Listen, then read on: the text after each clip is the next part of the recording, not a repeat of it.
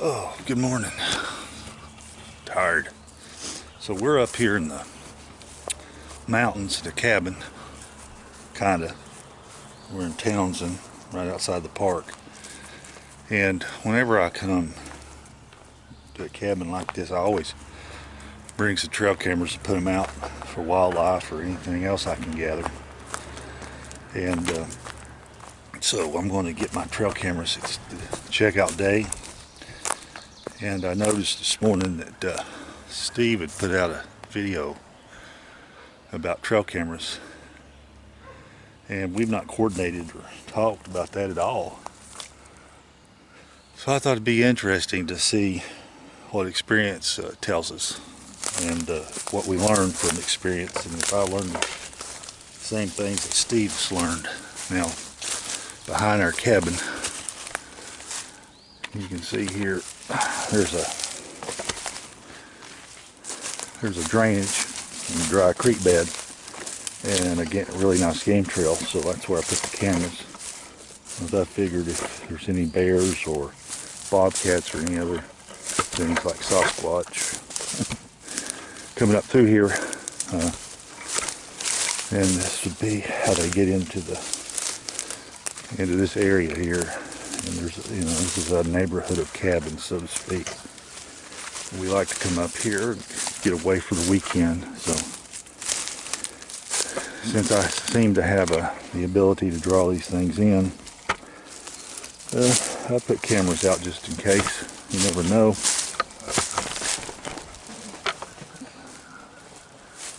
The noise you hear is buzzards. This area, for some reason, seems to be a place where the buzzards roost at night. And so Cherokee called them spirit birds because they would eat the dead and take their spirits to the sky, so to speak. So here's the dry creek bed. Here's the game trail coming up. That way is the park and the mountains, and we've got a dry stream bed here. Actually, across the road, we've actually got like a deep blue hole with a spring coming out, and it drains and it breaks off to the right down there, and then this drainage here, which is dry right now. And so I'm sitting on the game trail, as you can see, and runs. It's obvious there's a game trail here, and it runs down through there. You should be able to see one of my cameras. Of course, Steve said put them above eye light level, and I agree 100%, but since I'm looking for wild game and don't have to worry about anybody taking my cameras, this is an 8-man camera, brand wise. I don't really have to worry about it. If I were doing what Steve does, I wouldn't. 8-mans are pretty good. So I'm going to get this camera down.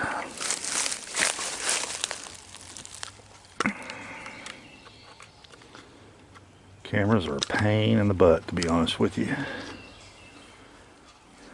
If I had these in the mountains, in the park, or somewhere else, they'd be in a metal case, because people either try to steal them or the bears try to eat them.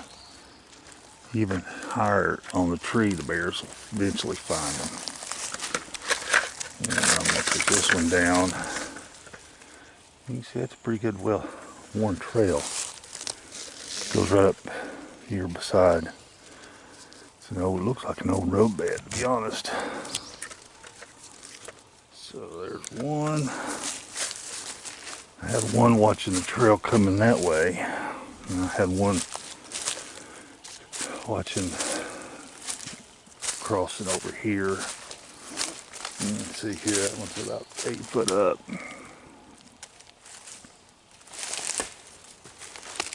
It's an old dry creek bed.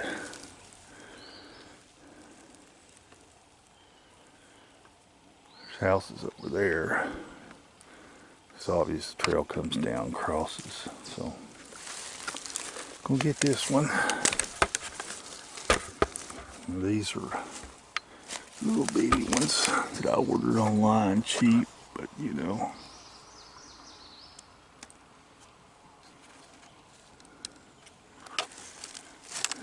I'm not doing this anymore. Research, so it doesn't matter. Oh, that's that one. For those who were concerned for my safety, since I haven't posted a formal video in the last couple, 3 weeks, I sure appreciate it. I've done a couple blog interviews, and so you know those are up, and I've got links on my site to those. And but I do appreciate people's concern that I'm doing well. Everything's good. Now I gotta find the other camera. Oh, I walked right by it. See how easy that is? See it right there. And it's looking this way down this trail. Walk down here just a second. This is a good trail. Cabins up there. There are other cabins, and this follows this drainage all the way up through here. Oh. Trillium all along this trail. It's a nice little trail. You can see it's pretty well established. Like it looks to me like an old road bed. The way it's cut out on an old wagon trail. A lot of sinkholes and stuff in this area too. There's a sinkhole.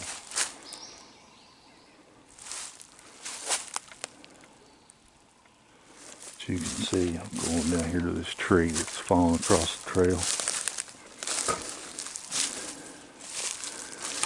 I've seen looks like some bear sign for sure.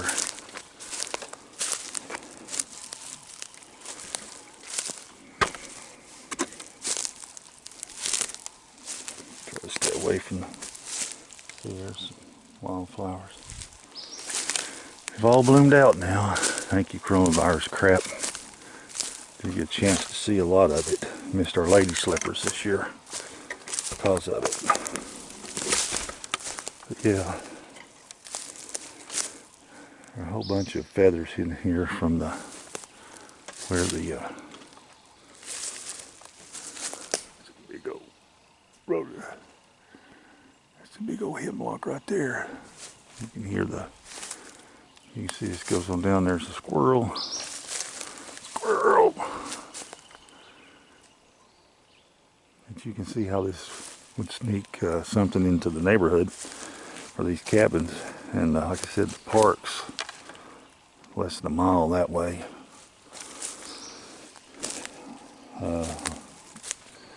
Some pretty nice little feathers in here. These are all from the buzzards that are roosting above me. There's a bunch of them, and you can see feathers falling out from the roosting area. And they're flapping around up there. This is, like I said, this is our old road bed. It follows the creek. There's, like I said, there's a lot of sinkholes / caves around here. And you can see there's the sinkhole. And the cabin we're staying in is up there. Now I better get my other camera and get up here and get packed out. But thought I'd do this little video about trail cameras, or me getting my trail cameras, so you kind of see that common experience. You notice that the cameras are looking down the trail. As I agree with Steve, you put it across the trail, you're just going to get butts with whatever you're trying to get. And of course, I'll concur with his assessment of those trail cameras. I've used several different brands when I was doing the Sasquatch research, and I bought the best I could afford at the time, which wasn't very good, but you want to get, to me, for Sasquatch, trail cameras are like 5%.